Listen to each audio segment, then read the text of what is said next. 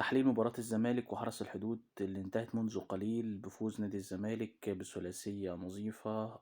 ناصر منسي، حسام عبد المجيد، أحمد بالحاج. الزمالك قسم الماتش لشوطين. الشوط الأول أداء جيد متوسط. الشوط التاني سيء وأسوأ وأسوأ. الحقيقة عادة الزمالك يعني في الفترة الأخيرة إن هو بيجيب جون ويتراجع بشكل غريب جدا جدا جدا. بس برضه في نفس الوقت هو الزمالك بيتراجع ليه؟ يعني ايه السبب في تراجع نادي الزمالك؟ المشكلة اللي احنا لحد دلوقتي مش عارفين نحلها هي مشكلة خط النص. احنا لحد دلوقتي مش عندنا خط نص نقدر نعتمد عليه. شوية محمد عبد الغني مع دونجا، شوية محمد عبد الغني مع سيف، شوية سيف مع دونجا، شوية رؤى مع مش عارف مع دونجا مع رؤى. الدنيا متلخبطه، ومشكله الزمالك فعلا حرفيا في خط النص. ناس كتير تشوف الزمالك وبتتفرج عليه تقول لك لا ده في مشكله عندنا في الدفاع. الحقيقه احنا ما عندناش مشكله في الدفاع، يعني المشكله الرئيسيه عندنا في خط النص. خط النص مبقاش موجود، فما عندكش الدفاع بيتكشف. بجانب ان يعني ان الوينجين عندنا ما بيغطوش، ما بيرجعوش يغطوا. مصطفى شلبي بيرجع بس متأخر. زيزو ما بيرجعش خالص وبيسيب حمزة المسلوسي لوحده، اللي النهارده ما شاء الله عليه. حمزة كل يوم عن يوم رجله في الملعب بيثبت، المستوى بيتطور.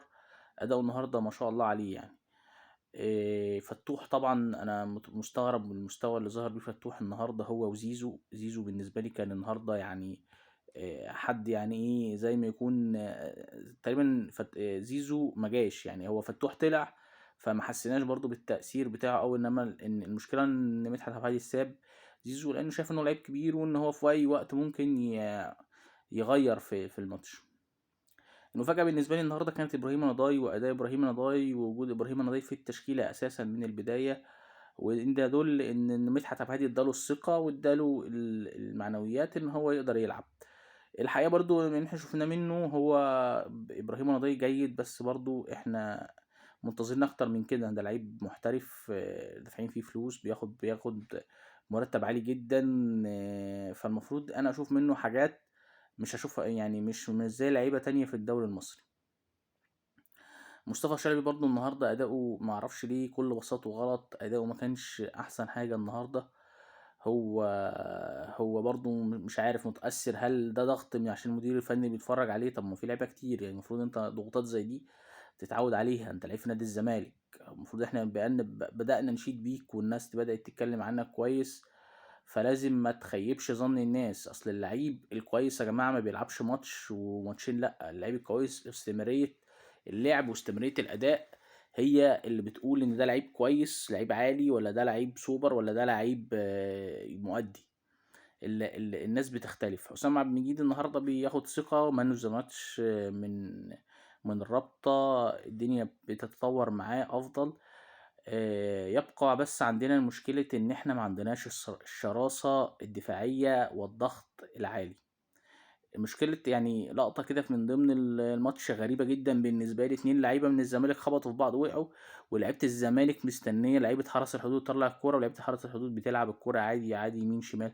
طب انت ولعيبة الزمالك فين؟ يعني انا الموقف ده استفزني جدا. انت يا عم ما تخش اعمل فاول، اكسر اللعيب، خد انذار. انت اتنين لعيبة عندك واقعين. وبرضه اللي بستغرب له ان لعيبه الزمالك لعيب بيبقى واقع مفيش حد من اللعيبه بيروح له، يعني حاجه غريبه برضه بالنسبه لي. يعني اللعيبه، طب انت مش طامن على زميلك تشوفه؟ إيه لا، ما اللعيبه ما اعرفش مديه لا مبالاه كده غريبه يعني. مدحت عبد الهادي انا طبعا بشكره على الاداء. هو راجل يعني زي ما قلنا الماتش اللي فات، هو الراجل غصب عنه، هو بسم الله الرحمن الرحيم لقى نفسه بقى مدير فني ومطالب ان هو يقود الزمالك. المدرب اتاخر، مدرب مش عارف مش جاي المدرب، الى ان وصل المدرب والمدرب موجود وفي المدرجات وعمال يكتب بالنوتس بتاعته واتوسم فيه خير. لان في شغل كتير جدا الزمالك محتاجه بدنيا. الزمالك حرفيا واقع، فرقة الزمالك واقعة بدنيا بمستوى فظيع جدا، مع ان في مدرب احمال مصري موجود في الجهاز. يعني الكلام ده لو قلنا مثلا لو مش مدرب، مفيش مدرب احمال، طب اللعيبة دي واقعة بدنيا ليه؟ ليه واقعة بدنيا؟ حاجة بالنسبة لي غريبة جدا. التغييرات بصراحة أحمد بالحاج نزل متأخر، ورغم من ذلك هو أحرز هدف بس ما كانش له التأثير الجيد. سيف لعيب ممتاز، ولكن يبقى سيف مشكلته إن هو بدنيا ما بيقدرش يلعب 90 دقيقة. فكان نزوله بصراحة كان ليه تأثير إيجابي، إن أنت اللعيبة محتاج تشد الفرقة لقدام فنزلت سيف. فرؤية كويسة ومحترمة من مدحت عبد الهادي والجهاز الفني برضو، أكيد هو بياخد رأي الجهاز الفني المعاون، كابتن أحمد مجدي، كابتن عبد المنصف، كابتن عبد الواحد السيد. فالرؤيات الفنية برضو لما بتبقى مع الناس بتبقى مختلفة، بتبقى أفضل يعني. نتمنى التوفيق للزمالك الفترة القادمة، وفاضل لنا ماتش واحد في رمضان، وإن شاء الله هيبقى الماتش اللي جاي. الماتش اللي جاي ده تقريبا المقاولين، والماتش اللي بعده هيبقى الإسماعيلي، بس الإسماعيلي ده هيبقى بعد العيد بإذن الله. إن شاء الله استمرارية الفوز مهمة حتى لو مفيش أداء، لأن المكسب بيجيب مكسب وبيرجع الثقة للعيبة واحدة واحدة تدريجيا. انت عندك ماتش في شهر 5 مع الأهلي، ماتش هيبقى صعب جدا في استاد هزاع بن زايد. الملعب اللي احنا يعني الناس ما تاخدش بقى فكرة ان احنا خلاص، يعني الملعب ده احنا كسبنا فيه كذا مرة فلا بقى خلاص هو ده زمان الكسب. الموضوع ما بيتاخدش كده يا جماعة.